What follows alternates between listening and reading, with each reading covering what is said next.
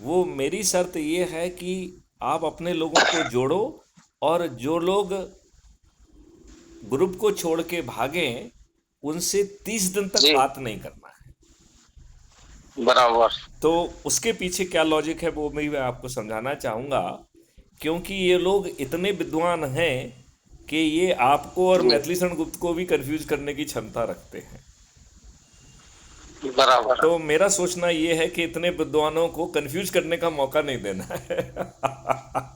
नहीं, ऐसी बात तो नहीं है सर। नहीं, और मैं अभी बहुत अनुभव अभी के निचोड़, अभी जितेंद्र जी, जी, मैं बहुत अनुभव के जी, निचोड़ के बाद ये बात कह रहा हूँ।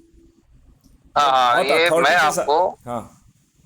जी, मैं आपको हम्म। चुनिंदा लोग दूंगा इसे, आप चिंता ना करें। और एक चीज की मुझे माफी मुझे चाहूंगा। मुझे पूरी जी, प्रार्थनाएं दोहरा लेने दीजिए। तो जी, पहली प्रार्थना ये है कि हमने आपका ग्रुप बना दिया है, उसमें आप अपने से जुड़े लोगों को उसमें जोड़ें, राइट। दूसरी जी, प्रार्थना ये है कि यदि कोई ग्रुप छोड़ के भाग जाए तो 1 महीने का लॉकिंग पीरियड है, इस दौरान हम उस व्यक्ति से दोबारा बात नहीं करेंगे। 1 महीने बाद हम उससे बात कर सकते हैं कि भैया अच्छे भारत में आपको बराबर। ये मिल रहा है, क्या दिक्कत थी, आपने क्यों छोड़ा। ये बात हम 1 महीने बात करेंगे। जी, फिर जो जी, लोग बचते हैं उनका हमें एक रोस्टर बनाना है, और उनको प्रेरित करना है कि वो रोस्टर के हिसाब से अपने से जुड़े लोगों को आमंत्रित करें। और क्राइम फ्री भारत मिशन का जो वीडियो उन्हें अच्छे ढंग से समझा रहा है कि अच्छा भारत क्या होगा, कितने आसानी से आएगा, सत्ता का ताज उनके सिर पे कैसे पहुंचेगा, उन्हें अपराध मुक्त भारत कैसे मिलेगा, भ्रष्टाचार मुक्त भारत कैसे मिलेगा, बटन दबाने पे कैसे एक ट्रेंड वॉलंटियर आके जो है उनके घर पर एफआईआर लिख देगा, कैसे नए कानून में 5 जो है परजरी के जघन्य अपराध बना दिए जाएंगे, जिसमें संपत्ति जब्त करने का प्रावधान होगा। तो इन नए वाह, कानूनों में झूठी एफआईआर जी। करना एक जघन्य अपराध होगा। हाँ, पहले तो शायद 182 चलता था। अब वो शायद तो वो बीएनएस तो की बे, कुछ वो तो चेंजेस हो। नहीं नहीं, वो तो बेकार इनफेक्टिव प्रोविजन है। उसको 182, 211, और कहीं साक्ष्यों को छिपाते हैं तो 201 आईपीसी वगैरह लगा के हम लोग कुछ कुछ करने की कोशिश करते हैं, और वो असंज्ञेय होने के कारण हम इस्तगासा पेश करते हैं। ऐसा कुछ कुछ उल्टा सीधा चलता है, ठीक है ना।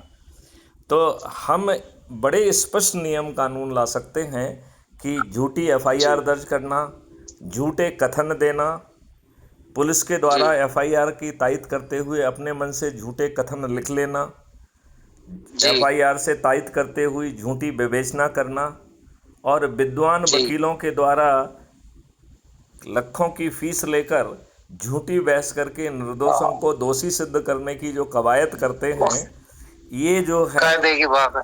ये परजरी का जघन्य अपराध होगा। इसमें जो है संपत्ति जब्त करने से लेके उनकी नौकरी जाने से लेके प्रैक्टिसिंग लाइसेंस निरस्त करने के साथ साथ जो है उन्हें जो है जी, जेल में सड़ने की व्यवस्था की जाएगी। जी, क्योंकि आज जो व्यक्ति दुखी अच्छा, जी, जी, आज जो व्यक्ति दुखी जी, है वो केवल एफआईआर दर्ज होने ना होने से दुखी नहीं है, वो न- उसके बराबर जी, ही दुखी है। उसके विरुद्ध धन के प्रभाव में, राजनेताओं के प्रभाव में झूठी और मनगढ़ंत बड़ा चढ़ाकर एफआईआर दर्ज हो रही है। एफआईआर को तायद करते हुए 2 झूठे बयान काट के उसे जो है जेल में भेज दिया जा रहा है। और ये बड़े असाधारण लोगों के साथ भी हो रहा है। यदि आपने नाम नहीं, तो आप, ये हाँ, ये मैंने देखा डॉक्टर सर, हम्म, कि शहर के बड़े बड़े बिजनेसमैन जो करोड़ों का सट्टा खेलते हैं, जी, तो उन्होंने क्या माध्यम बना रखा है कि पुलिस को ही माध्यम